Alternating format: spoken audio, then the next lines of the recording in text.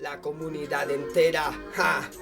Kazuka habitada por gente arriesgada, creativa forma de acabar la raza. Kazuka habitada por gente arriesgada. To be young in Kazuka, a slum south of Colombia's capital of Bogota, is tough, to put it simply. Here, there are few opportunities for young people, few jobs, and no good schools.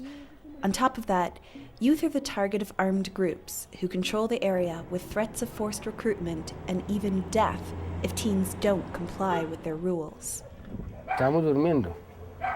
Pues al otro día mi mami se levantó, que hacer el desayuno, pues cuando ella vio una hoja, pues ella creyó que pues podía ser un recibo que había llegado. Llegó como una hojita ahí donde decían unos nombres.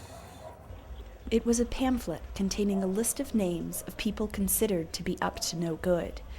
Essentially, it warned those on the list to behave. It read, "It's time for social cleansing. Now it's the turn of junkie bitches with AIDS, drug dealers, thieves, kidnappers, and young drug users. We know who you are." Entonces pues me dijo que si yo estaba echando vicio, que si era ladrón. Yo le dije no. Me mostró mi nombre, mi apodo. También venía el de mi hermano.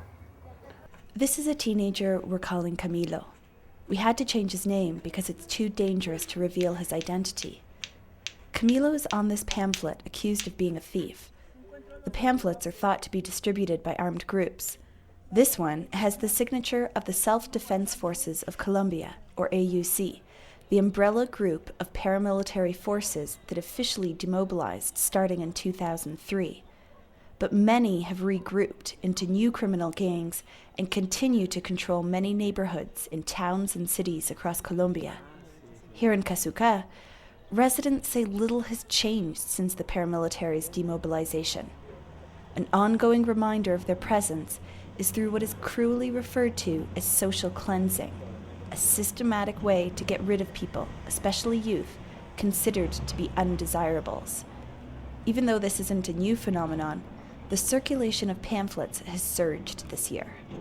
Pues yo cuando yo lo leí, pues yo me asusté y yo pues ¿por qué lo tienen a uno ahí? Tienen a mi vecina, tienen unos amigos de abajo, unas amigas. Hasta unas amigas ayer se fueron por eso. La verdad pues yo no sé por qué llegarán los panfletos, ni quién los mandará. Pues. Camilo, who is 15, thinks his name is on the pamphlet because he likes to go dancing. Some young people here are hooked on drugs and often steal to get the money to party. But doing drugs, stealing, and partying is against the rules of the armed groups, who impose social codes of conduct to control areas and squash neighborhood crime, except for their own. It's likely Camilo's lifestyle has landed him on the pamphlet. He's been out of school since he was 12, doesn't work, and spends his time playing arcade games. Aquí le quitan la libertad a los jóvenes. O sea, en esos panfletos todo es malo.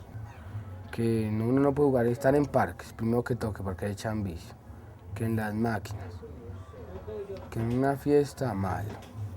O sea, en todo lado que uno lo ven es malo, entonces uno ya no puede estar seguro en ningún lado.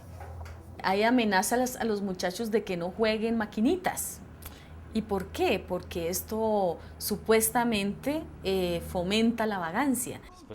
Lilia Solano is concerned about the dire reality many youth face. Sí, si se le pregunta a la gente dice, vea, le voy a decir esto, pero no se lo sostengo porque me matan. Her organization Proyecto Justicia y Vida has done extensive research about human rights violations in Kazuka and a similar problem area called Ciudad Bolívar.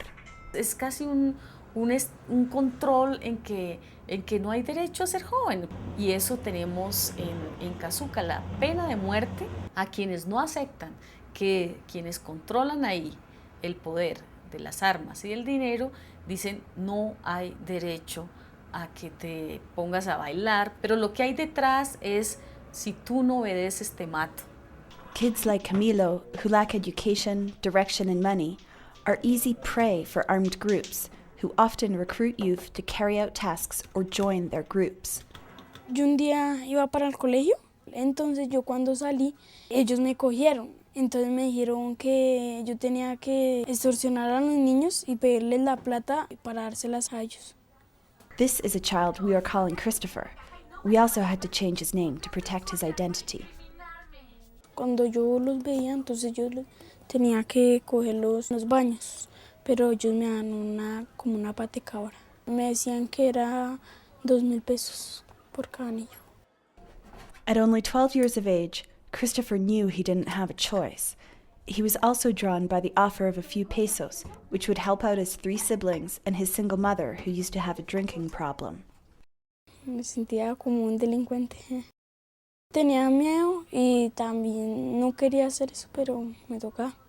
Donde yo no hiciera eso, pues a mí me reclutaban y me llevaban por allá a las selvas, ya a las guerras de por allá de la guerrilla con el ejército. Ellos como a los 2 meses me entregaron un revólver. Entonces un día mamá me lo encontró y dijo cuando yo le conté. A raíz de que yo encontré el arma, le dije, usted no me vuelve a ir, yo mañana no voy a trabajar y nos vamos a encerrar acá. Llevamos 3 días encerrados cuando por debajo de la puerta encontramos una nota que si nosotros no nos íbamos de ahí, llegaban a matarnos. Christopher and his family had to flee their home, and with the assistance of government agencies, they restarted their lives away from Kasuka. It's been 3 months since then. All the kids are enrolled in new schools, and his mom is sober. But they still live in fear they'll be found again. They are among many who every year are forced out of Kasuka by threats from armed groups. The control they hold is a topic few want to talk about. Porque ellos tienen poder. Mucho. Si es que hay lugares donde ya la policía no entra. Para poder vivir aquí, tienes que ser ciego, sordo y mudo.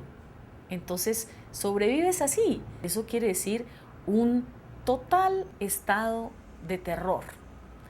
There are no reliable numbers on how many young people have been killed as a consequence of the control of armed groups and social cleansing threats. Many murders go unreported, or the motives are unknown or wrongly classified as gang warfare. Though it appears murders of youth have decreased in the last several years, the threats of violence and recruitment they face are still tremendous. So too is their ability to cope and survive.